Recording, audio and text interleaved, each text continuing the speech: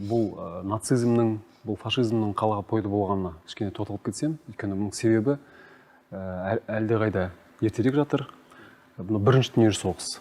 Бірінші дүниежүзілік соғыс бұл Германия үшін үлкен мүмкіндіктер болды, бірақ ол мүмкіндіктер іске аспады, жеңілді, біраз территориясын айырылды, рухына зағымы келтірілді, яғни сағынан сығу дейді ғой.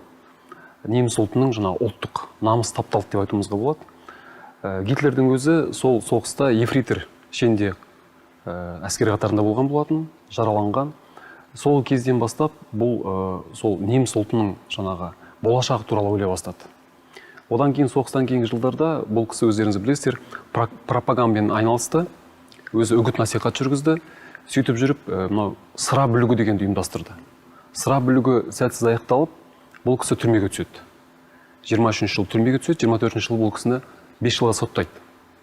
Сол түрмеде отқан кезінде оның қасында Рудольф Гесс деген үзеңгілес жолдасы болады. Ал Рудольф Гесстің досы ол атақты Карл Хаусхофер.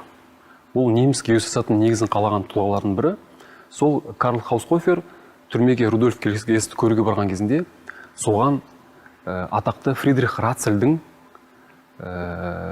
саяси география деген еңбегін сыйлайды. Сол еңбек Рудольф Гесс арқылы Адольф Гитлердің қолына түседі. Адольф Гитлер осы еңбекті оқып, ерекше қызығушылық танытып геосаясатқа. Содан сол түрмеде ол өзінің «Менің күресім Майн кампф» деген еңбек жазады.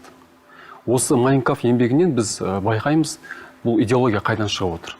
Фридрих Рацельдің еңбегінде өмірлік кеңістік деген түсінік бар.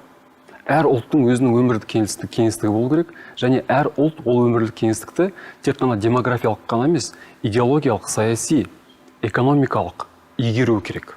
Сондықтан Адольф Гитлердің ойынша Германияның тарихы бір қатар әділетсіздіктен бас кешті.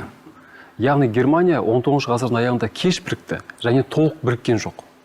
Осы проблеманы ол 20 ғасырда іске асыру керек деп шешті. Сондықтан